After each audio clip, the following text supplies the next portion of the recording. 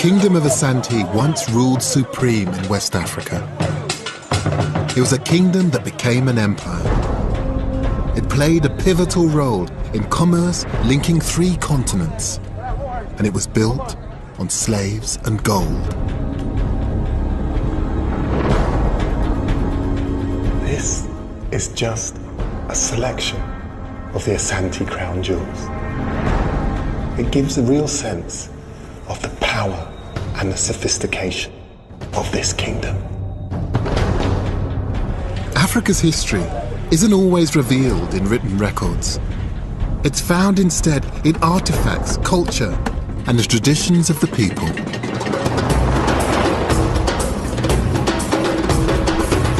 We know less about Africa's distant past than almost anywhere else on Earth. But the history of this continent is as important and valuable as any other. In this series, I'm exploring some of the richest and most vibrant histories in the world. And I've come to Ghana in West Africa to explore the kingdom of Asante. It's just one of the continent's many historic and often overlooked kingdoms. Asante was among the most impressive. It was found deep in the tropical forest, which raises some questions. How did a sophisticated society emerge from some of the toughest conditions on the planet? How was the Asante kingdom created, and what happened to it?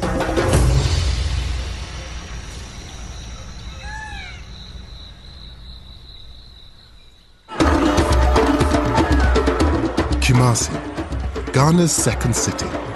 Today it's home to 1.5 million people. In the 18th and 19th centuries, Kumasi was the center of power of the Asante kingdom. A British visitor named Thomas Bowditch came here in 1817. He wrote a remarkable account of the royal court he encountered.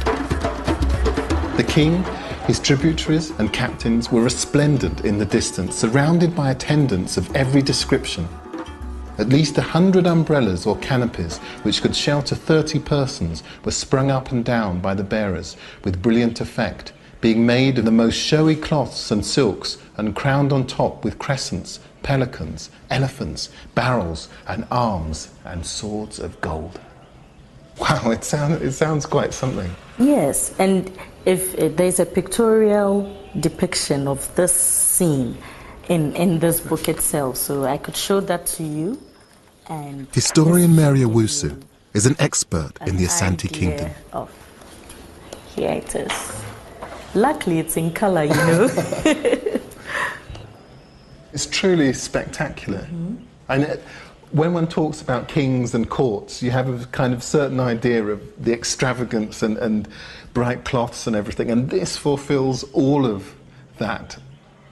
And you can see, is this figure here, is that the Asante? That would be the Asante, the king. Yes. You see?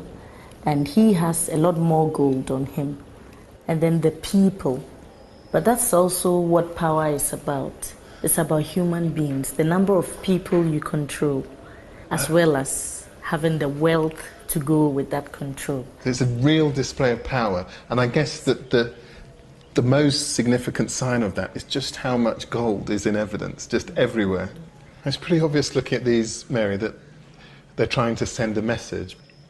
The Asantini's right at the centre. The British who've come to visit, all of these different subjects, musicians. There's something you're seeing but not seeing properly. What aren't I seeing? See these people here? Yes. They're holding skulls, human skulls. Skulls of important individuals who have been overpowered to show how much control the king had. This illustration shows a wealthy state with an uncompromising grip on the kingdom. Fascinating though the account is, Bowditch only really got a snapshot of the Asante.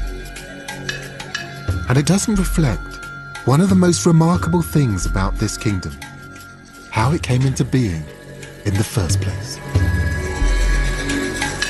Asante emerged a little over 300 years ago in territory now occupied by the Republic of Ghana, in the heart of West Africa's forest zone.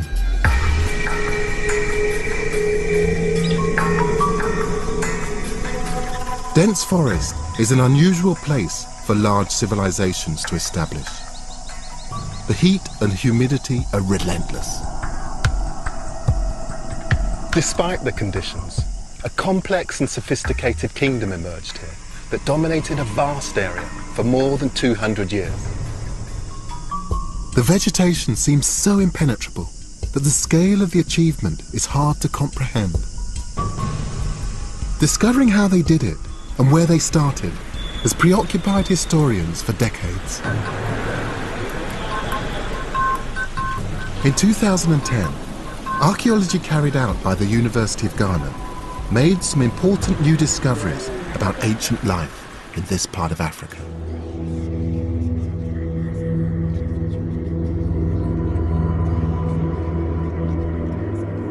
These are fire clay figurines we recovered from a site in northern Ghana, dating to the 9th and 10th centuries.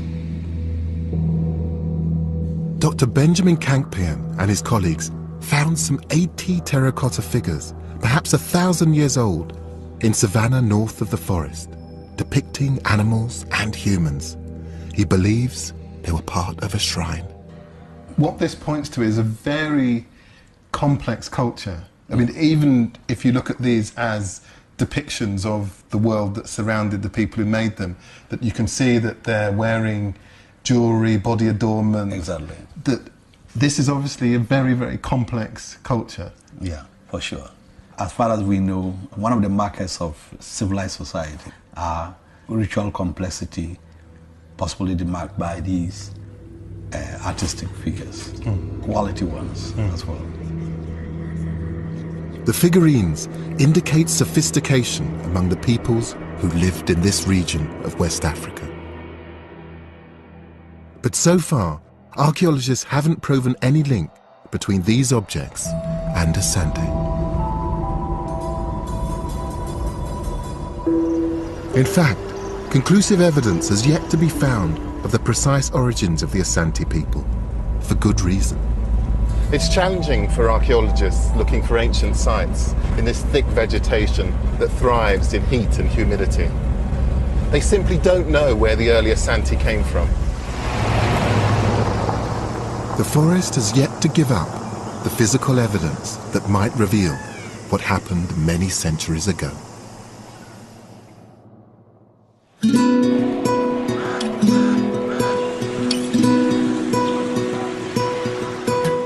Asante's history isn't as elusive as it might seem, however. Evidence does exist, but it appears in different forms, which are still incredibly valuable. Narrative, oral history, stories of the past, they're all important here. And knowing why is essentially in understanding how the Asante Kingdom came about and what held it together.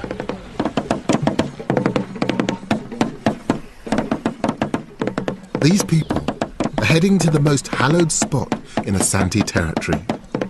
This is oral history in action. Their destination is a sacred site within a forest called Asante Manso, where a seldom held ceremony is taking place. It celebrates the 7 clans who first established communities in the forest, and in so doing, laid the foundations of the Asante Kingdom.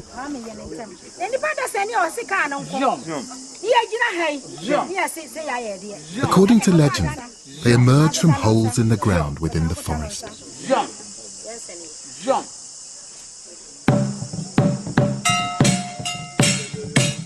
Sacrifice emphasizes the significance and rarity of the ritual.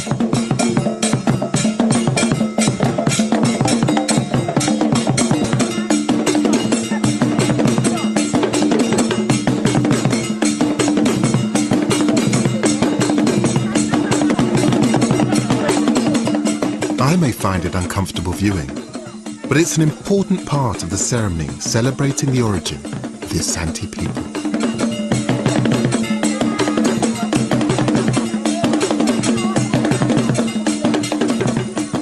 It doesn't really matter whether we believe that the Asante came from a hole in the ground or not. these myths are every bit as important today as they ever were.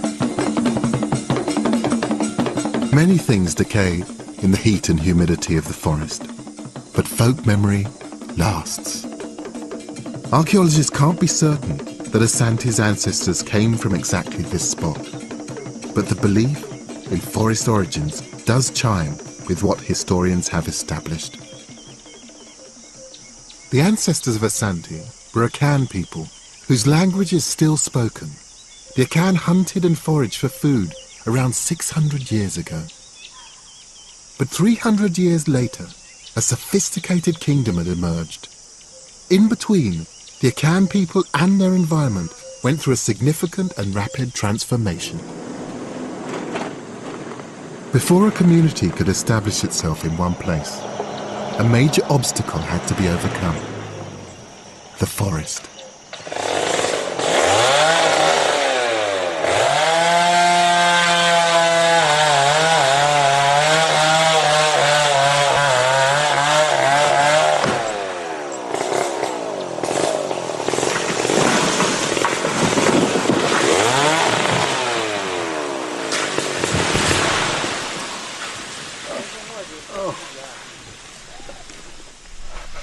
Just unbelievable.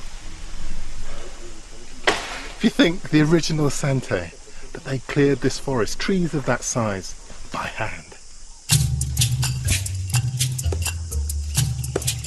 During the peak of the forest clearance 500 years ago, the Akan used axes to weaken the trunks and then pulled the trees down with twine. Clearing the forest was a vital precondition for settled society. Before that, Akan people were part of a hunter-gatherer society. With the forest cleared, agriculture could happen. Only with the space to cultivate land and grow food crops could groups of Akan people expand their populations. Today, in a forest in the west of Ghana, machinery makes short work of ancient trees. Hardwood timber, such as mahogany and teak, is among Ghana's most important exports. Licensing regulations attempt to protect the environment, but there's an understanding among forestry workers that Ghana's history is worth safeguarding too. The forest, it's important to the people, to the Akan. The forests are important, are they? Yes, it means something to the people. We have some areas we don't enter. We name the place, maybe this is the place where Asante people come from. Yes, so the forest is very important to us. For the Akan people in the 15th and 16th centuries, forest clearance was mind-boggling work. Researchers have calculated that for one man to clear 1 hectare, it would take him 500 days to remove more than 1,200 tons of vegetation. And since the fertility of the soil deteriorates so quickly, he would have to rotate his crops, meaning he would need to clear 6 hectares to feed his family. Faced with such an enormous task, the Akan people needed additional labour. There weren't enough of their own people to do the job, so they used slaves. An expert in the early Akan societies that were the foundation of the Asante Kingdom is Dr. Wilhelmina Donko. Yes, I mean, importing people from outside was a really useful venture for them. Traders from outside coming in. At different times, they must have brought in people even from possibly as far afield as maybe Nigeria, the Senegambian areas, and so on. How did this early kind of slavery differ from transatlantic slavery, which comes slightly later? The system that operated here was quite different in the sense that unfree people or people of unfree descent could marry, have offspring of their own, could accumulate property, and all that. And sometimes they could even marry into the lineages of their, shall I say, their masters or the people who had initially procured them. So it wasn't very hostile. It did not remove the basic humanity of those who had lost their freedom. But still, it's a loss of freedom in the sense that you were removed from your own kinsmen to join a different set of people. With the help of unfree labour, the Akan made clearances in the forest on an unprecedented scale. For the first time, the forest was a viable place to have organised settled societies. It was still 200 or 300 years before the Asante kingdom, but this achievement had a long-lasting effect. The act of clearing the forest shaped Akan identity. There was a great sense of pride that this effort against the forest had been successful, but that only drove the imperative to do more. Farmers settled in the cleared areas and grew crops needed to support an expanding population.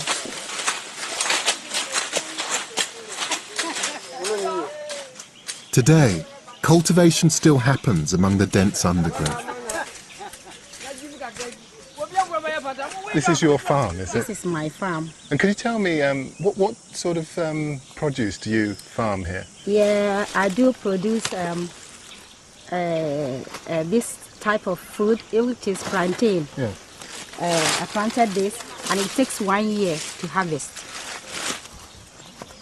This is called cocoyam. Yeah. And I planted cocoyam. It's like a potato, it's a starchy. Yeah, it's starchy like potato. Yeah. How do you keep back all of the weeds and the big trees that seem to be growing so voraciously on the edge of your farm? We use this cutlass. So all of them will come once and weed everything.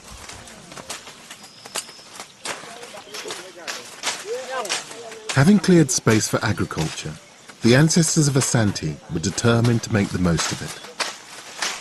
The pursuit of abundance quickly became ingrained in the Akan psyche. The productiveness of the forest required a lot of hard work, much of it carried out by slaves. But none of that could have happened without a commodity that the Akan exchanged for slaves in the first place.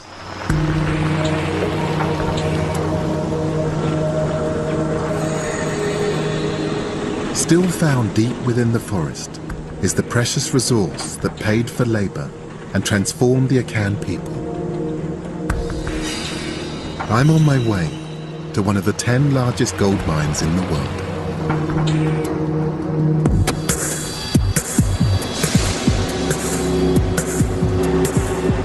This is the Obuasi gold mine.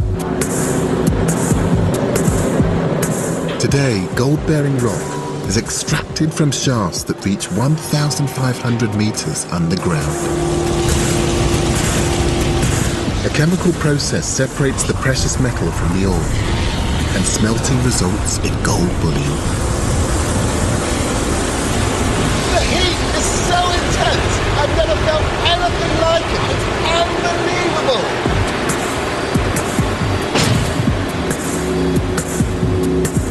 Gold worth over £6 billion at today's prices has been extracted from here since the end of the 19th century.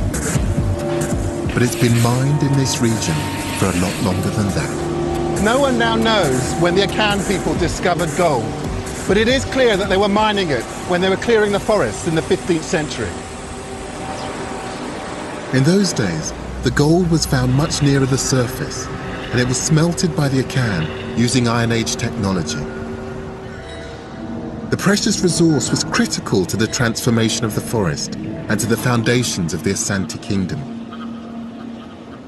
And gold provided by the forest gave the people a significant place in a much wider economy. Akan gold found its way to North Africa and beyond via trans-Saharan trade routes, and gold paid for not just slaves, but textiles, brass, copper and salt. From the 1470s, Akan gold had a direct route to Europe via Portuguese merchants on the coast. In exchange for gold, they sold guns. A map made by a merchant in the 16th century shows who the Portuguese were dealing with. The most successful Akan were amassing power.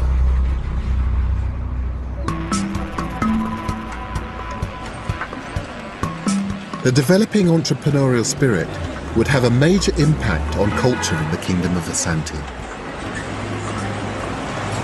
The Akan businessmen had accumulated gold, slaves and land, and they were known as Berempong, big men. And they shared one thing in common, one ultimate symbol of authority. It wasn't a crown, or even gold regalia. It was a small wooden stool. The village of Awia is a centre of stool craftsmanship. Every stool is carved from a single piece of sese wood. The finest stools made here are used by senior figures in Ghanaian society. Less ornate stools are for everyday use and tourist souvenirs. According to leading Asante scholar, Professor Kwame Ahim, the stool was more than a seat to the Akan big men. It is a symbol of status. Now, status in the sense of authority, power, and standing in society. And it begins with the earliest lineage, the family unit. The elders had to have a symbol of authority over everybody. So then he had a stool made for him. And why is the stool the symbol? I suppose the material used for it was durable because he wanted it to last.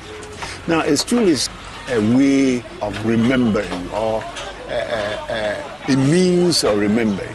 So in a way that the stools actually became symbols of the history. That's and right. also at the same time the symbols of office, symbols of authority, symbols of power, and also reminders of their particular achievements. The experience of literally hacking their culture out of the forest was bound up in Akan stools. They helped to emphasize the roots of their organized society and much more. It's not just about rootedness, it's also about power, about lineage, about family. They actually have, in the center of them, an empty space where people could put things that they treasured, that brought this object to life, made it more than just a seat. It became, in a way, a vessel that carried history. The stool's authority translated into political power for its chief. As the communities around each stool grew, they became less a collection of farmers and workers and more like highly centralized states. By the mid-1600s, dozens of independent village communities had turned into a patchwork of Akan states. The most powerful was Denchira. It controlled some of the richest gold mines in the forest. For decades, its neighbors sent tribute by way of slaves and other gifts to keep the peace. But Denchira's position as the most powerful of the Akan states was not to last. I'm on my way to the birthplace of the man who challenged Denchira and in the process founded the Asante Kingdom.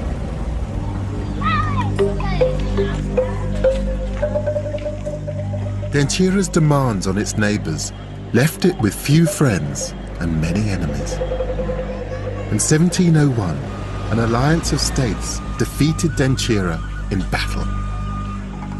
The leader of the alliance was Osai Tutu, the first Asantehene, or king of Asante. According to legend, the village of Aninam is where it all started. This is a beautiful place. I've been offered a guided tour by the chief of the nearby town. This place is particularly special, though, isn't it? The speciality came as a result of the birth of Asante, which happened here. So Osei Tutu was born here. Let us go to the house. Osei Tutu is thought to have been born sometime during the 1640s. There are very few certainties known about him, but I find it peculiar that there aren't even many artistic impressions of what he might have looked like. The chief is taking me to see one of the very few. And this is where the woman was always sitting down to take care of the child after washing the child. And This little shrine shows an infant Osei Tutu in his mother's arms.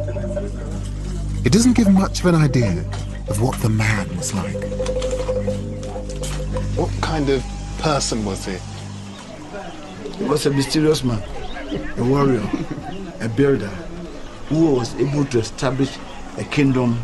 In fact, if we will not be blaspheming, he was our Christ, who gave us the freedom, gave us the art of kingship. And he managed to put us together. The sculpture's strikingly Western in its appearance, and I think the use of Christian iconography is deliberate. If Osei Tutu is to be remembered as a Messiah, it makes sense in this now very Christian country to remind people of Mary and Jesus. I was keen to see the place where, according to legend, Osei Tutu's mother gave birth. Those who are qualified to go there are going to go barefooted. It's in a wooded area, just outside the village. We shall go to the spot. I would love to. Yes. So that is a place. But before, as soon as we get to this point... I have to take my shoes off. Yeah, I'm not sure we shall go there. No. We have to take permission from... Unfortunately, the site is regarded as so sacred, not even the chief has the authority to cross its boundary. There's genuine reverence for the stories of the past, whether provable or not. Can I ask you about the importance of history to the Asante people? People who don't know their history just move about like ordinary chaff which is being blown by with the wind. But those who know their history try to keep the pride that the great ancestors created for them. If we want to maintain our status, maintain our stature, we need to have background of what happened in the past and try not to go away from it, maintain it. It need be modify it to suit conditions as prevailing presently. The notion of modifying history to suit the present is an intriguing idea, but not a new one. It's exactly what happened when the Asante Kingdom was created over 300 years ago, an event commemorated in its capital, Kumasi.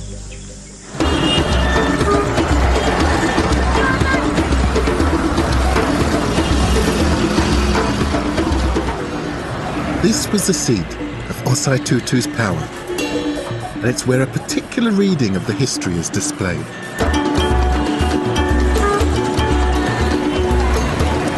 This modern statue commemorates the most significant and legendary moment in the creation of Asante. The figure isn't Osei Tutu, but his advisor, Akomfo Anoche. He's seen summoning a golden stool down from the heavens. According to folklore, the golden stool is the spirit of the Asante nation. When Akomfo Anoche summoned it from the sky, it settled gently on Osei Tutu's knees, anointing him the great leader of the Asante Kingdom. Akomfo Anoche was Merlin to Osei Tutu's King Arthur. Historians aren't even certain that he ever existed, but by promoting the myth, the Asante state deliberately mixed belief with fact. The golden stool gave Osei Tutu spiritual power to bolster the military leadership he'd already shown. The golden stool was displayed periodically to reinforce the legend. The rarity of its public appearances adds to its mystique. The faith in the stool's supernatural origins gave its owner authority and gave the Asante people a strong sense of belonging. Nothing lasts forever in the forest, even kings. But if the golden stool contained the spirit of the Asante nation, then the kingdom could last forever.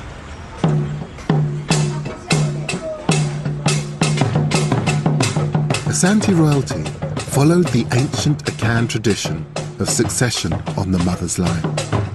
With the spiritual authority of the golden stool and with the help of European firearms, Osei Tutu and his successors embarked on campaigns of expansion.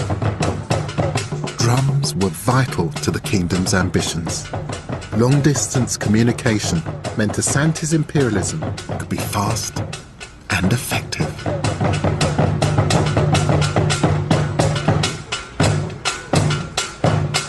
These are the Atampan drums, the talking drums of Asante.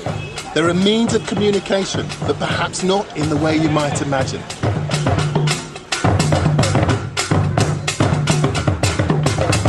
These drums don't just beat out a rhythm, they speak. And if you know the language, you can hear words and phrases.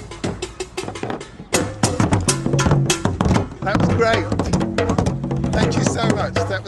It's just amazing. And just to hear, you don't just hear it, you feel it. It's absolutely wonderful. So each one of these drums, they have a different sound, a different function. Is that right? Yes. This one is big, this one is mid, and this one is a few.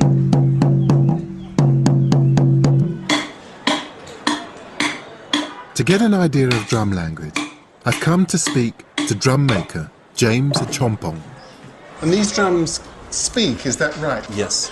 How do they actually communicate?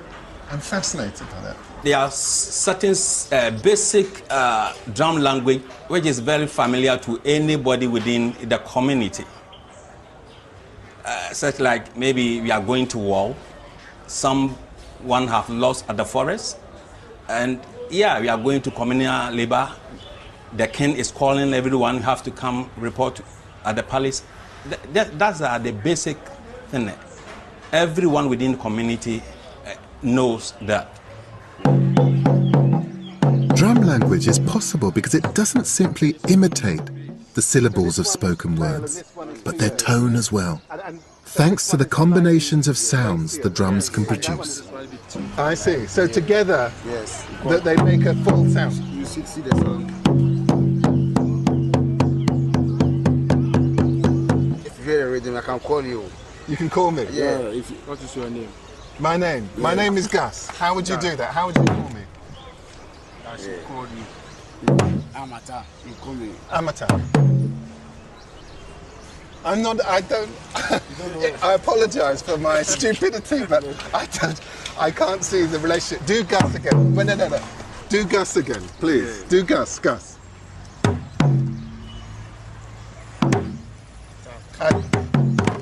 Say, Atakakra, come. Ata Junior, come. The talking drum in the olden days was the only means to communicate from a village to other village. So there was no telephone then. So normally the community used the talking drum to send messages from village to other village. You kill thousand will come. Asante Kotoko. So that's the great Asante saying, isn't it? Come on. Asante Kotoko. Asante Kotoko. So that one saying, when you kill 1,000, Yeah. 1,000 will come. Yes. The common language of the region made this form of communication extremely effective. Asante had no standing army. Instead, every village was expected to contribute soldiers to campaigns ordered by the Asantehene. The reservists responded to the drummers' call to war, and the kingdom expanded rapidly in the first half of the 18th century. Asante soon dominated territory that stretched beyond the borders of modern Ghana. Previously independent states were coerced into a federation with power centralized in Kumasi. states were either forcibly conquered or submitted to Asante's power. They became provinces of the kingdom. Their chiefs became vassals of the Asante king, the Asantehene.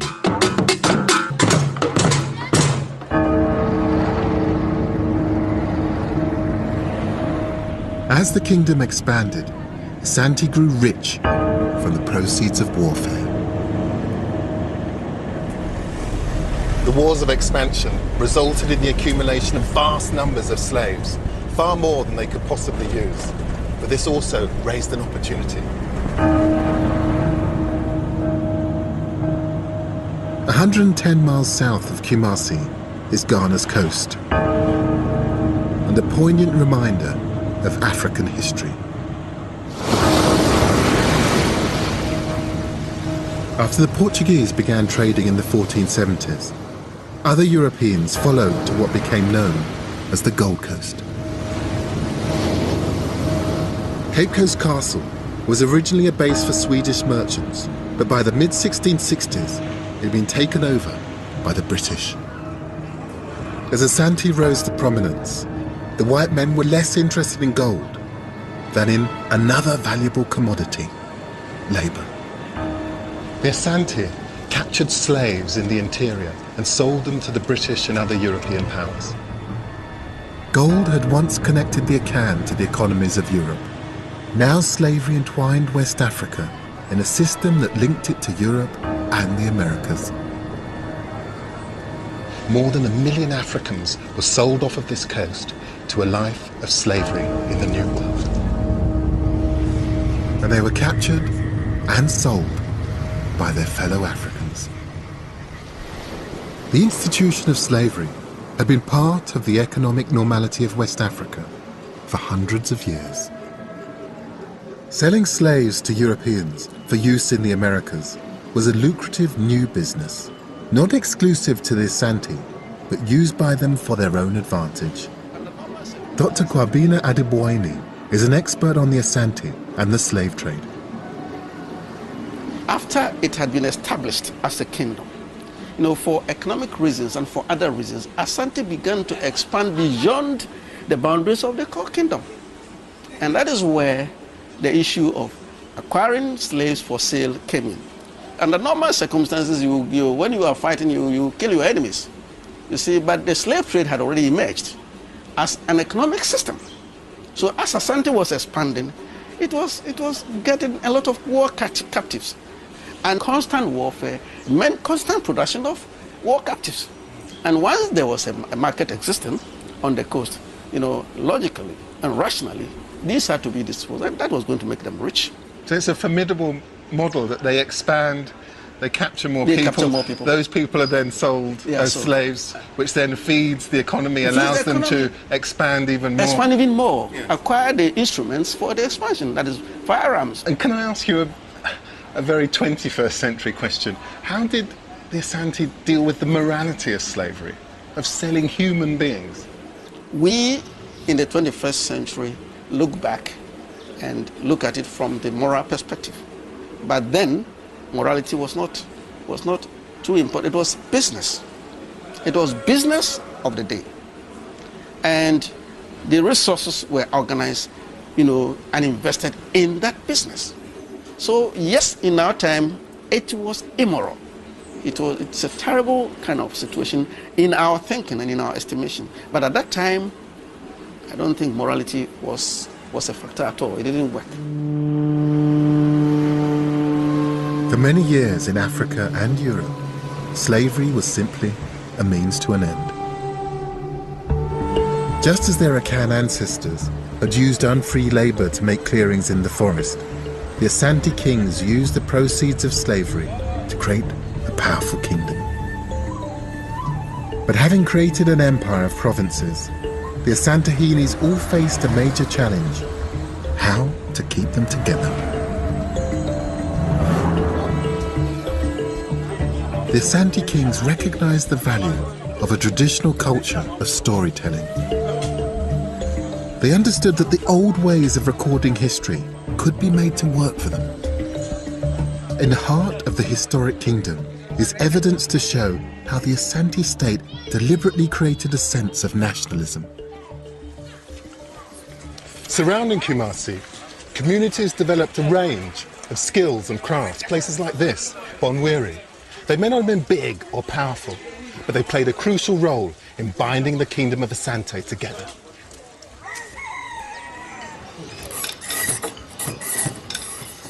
I've come here to see kente, Ghana's famous patterned cloth. To many people, this is simply brightly coloured material used to make clothes. But there's a lot more to it than that. What's amazing about kente cloth is every single one of these patterns has a different meaning.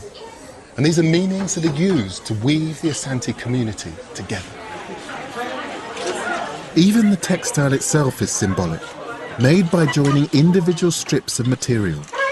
The word kente means whatever happens to it, it will not tear.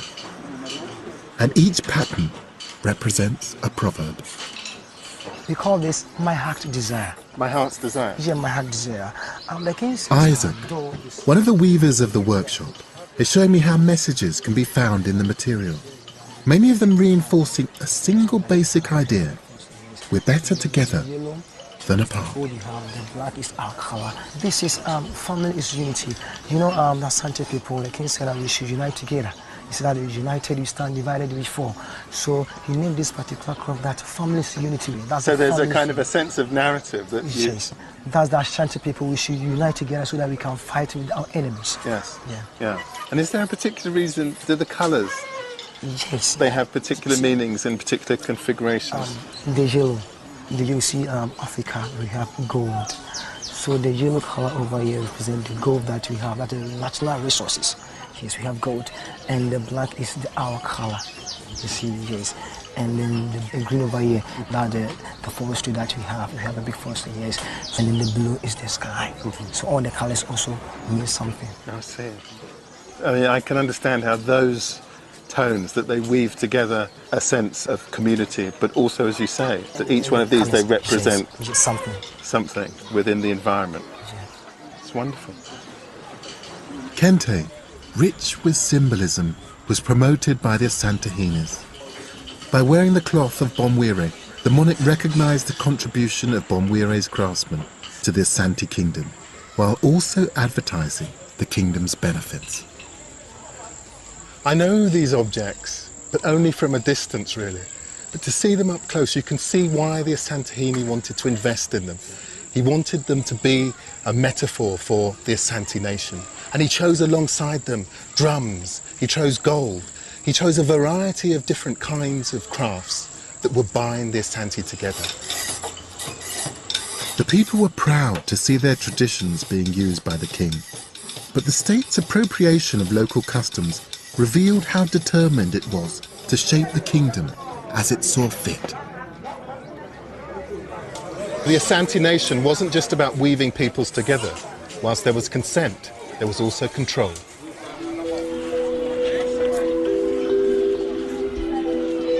In 100 years, the kingdom had grown significantly. At its largest extent in the early 1800s, it included outlying provinces as far as 16 days' journey from Kumasi.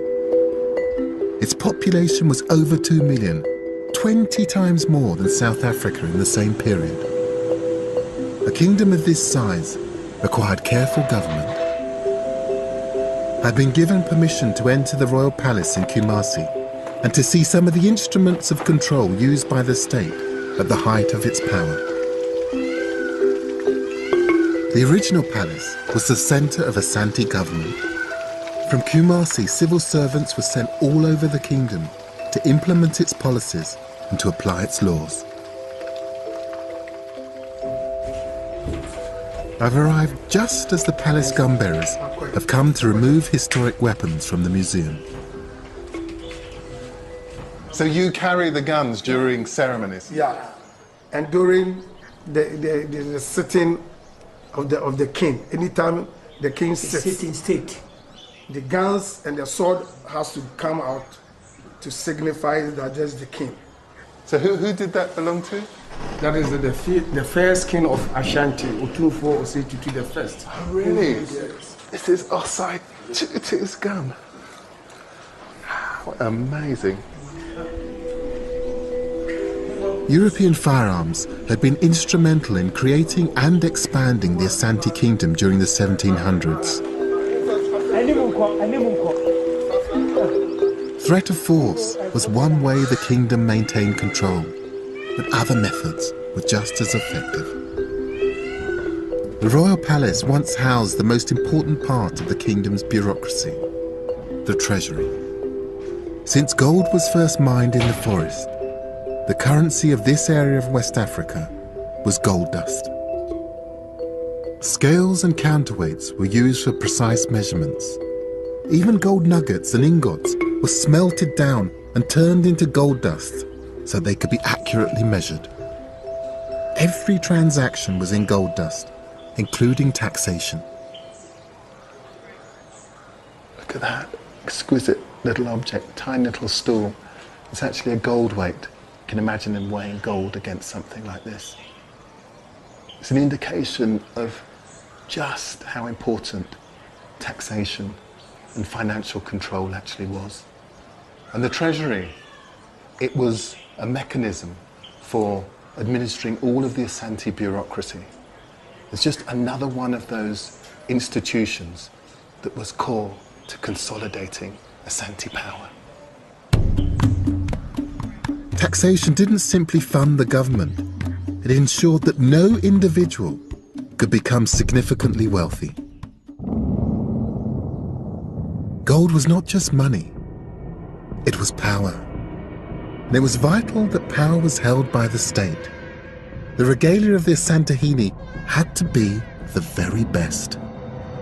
And the quality is just mind-blowing, exquisite work. Ostentatious demonstrations of wealth by the king reminded everyone of their history, of how the gold found in the forest had been instrumental in creating the kingdom. The Asante people had long accepted that the kingdom was safeguarded if the state was rich, but those assumptions were to be severely challenged.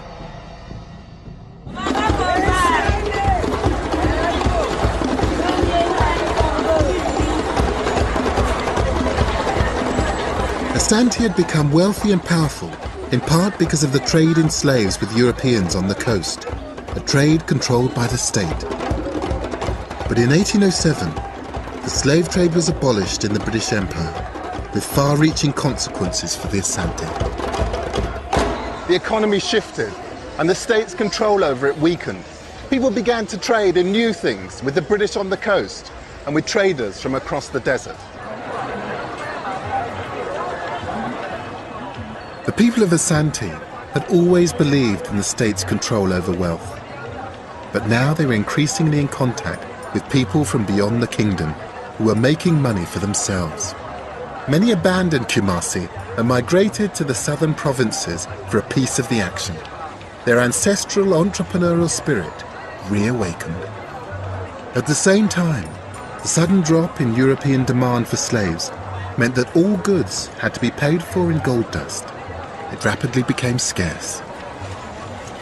These new influences had a profound effect. People started hoarding gold. They buried it to avoid paying tax. This was a direct assault on the power of the Asante state. These internal problems plagued the kingdom in the first half of the 19th century, and they were made worse by a fractious relationship with an international trading partner. The military museum in Kumasi was built as a fort by the British. This collection of photographs is testament to British involvement here from the late 19th century. But the British influence on the coast had been growing steadily for many decades before then. There were disagreements and outbreaks of hostilities between the British and Asante, but for the most part, relations between them were of two cooperative trading states. But then, in the late 1860s, everything changed. Asante wanted to restore its domination over its southern provinces to tighten its grip on coastal trade. But some of those provinces had turned to the British for protection, and an Asante trade monopoly was not in British commercial interests. The two powers were on a collision course. As tempers flared, the Asante took a number of Europeans as prisoners, an act that the British would cite as a justification for war. A war that would allow the British to consolidate their trading position on the coast. In February 1874, British forces marched into Kumasi, the first foreign troops to do so.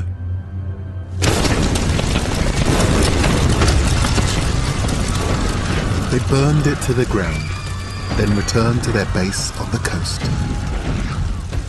The destruction of Kumasi was a shock to this previously undefeated kingdom. But the impact was more than psychological. As Kumasi lay in ruins, Asante was forced to accept the loss of its southern provinces. In August 1874, they became the British Gold Coast. 100 years after Asante's empire building, the Europeans were gaining foreign lands. The authority of the Asante Kingdom had failed to withstand the challenges of the British or the changing economic realities affecting its people. The kingdom's other provinces began asserting their power, and in the 1880s, civil war threatened to tear Asante apart. The violence ended in 1888 when the factions agreed to a new Asantehene, a 16-year-old named Prempeh I. Professor Irene Adote has explored his effect on a kingdom on the verge of destruction. So here was this young man, having come to power. The question was, how was he going to manage? Manage to bring all these forces, the insiders who defected and all these other people, bringing them together to build a strong Asante nation once more. That was his challenge, peaceful Asante nation. So what he did was to re-establish the importance of the golden stool as a unifying factor for the Asantes. So the golden stool, it's the rallying point for the whole nation. Yes, but at that time, we're talking about the British too, also saying, hey, wait a minute, if this man succeeds in reuniting Asante to make a strong Asante nation, we will be in trouble, because that's the last thing we want. Because the British were determined now to get hold of Asante and make Asante a colony. So the governor comes to Kumasi, and when he came to Kumasi, now he made demands on Prempeh I. I think by the time the British came to make their demands, he had decided that I'm not going to fight any more wars. Let me see if I can compromise. If I compromise, one, I will save my nation, my nation, and also probably I'll save myself. So that was the thing. But the British were so determined. So in spite of all that, they decided that, hey, we are taking you and your mother and some of the chiefs, and then send them to Sierra Leone for 3 years. And from there, send them to the Seychelles Island. The enforced exile of Prempeh in 1896 stopped the kingdom's resurgence in its tracks. 6 years later, Asante was formally incorporated into the British Gold Coast colony.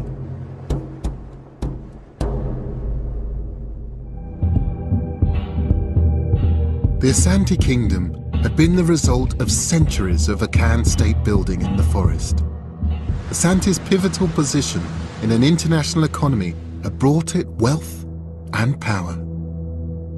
In the final years of the 19th century, weakness and instability had allowed Britain to add Asante to its African possessions. The Asante Kingdom was crushed. The British sought out the last symbols of independence to be destroyed, but something subtle survived.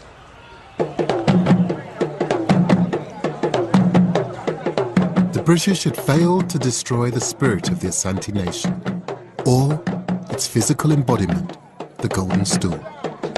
It was a significant error, as palace historian Osai Kwadwo explained. Our spirit, our everything is in the golden stool. So that when even the British tried to take the golden stool away, we did our best to hide it and they never saw it. So they later found that it was not the occupant of the stool who mattered, because we fought so that they could not take the golden stool away and they never saw the golden stool. So to us, I say we were victorious.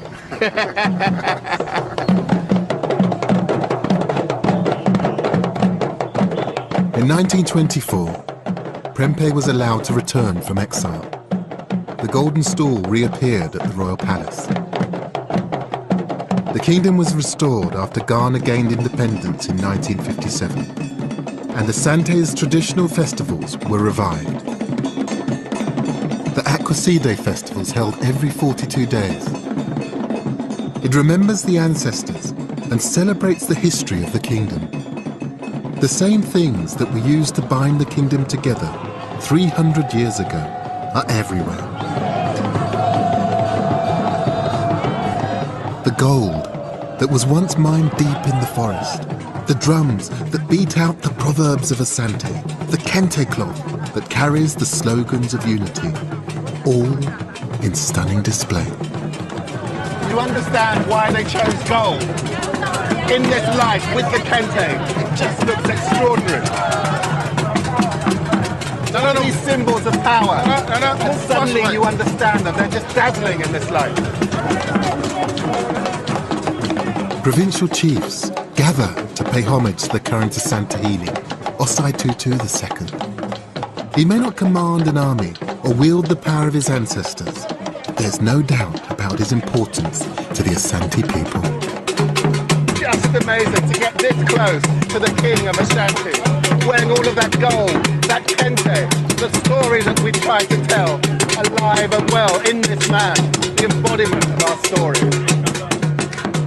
This is a celebration of history, but it's history with a purpose.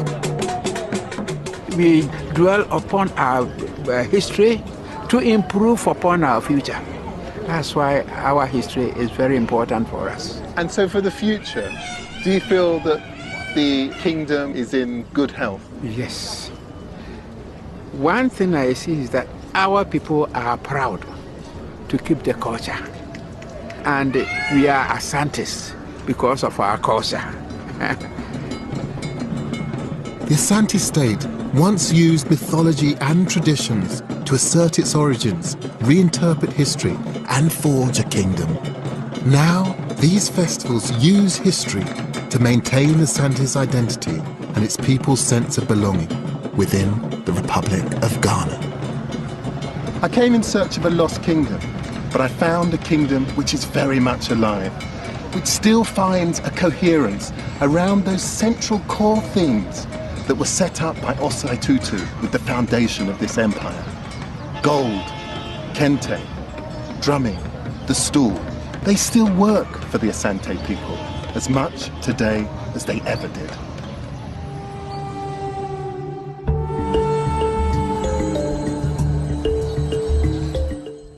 And brand new Lost Kingdoms of Africa continues here on BBC4 at the same time next Monday.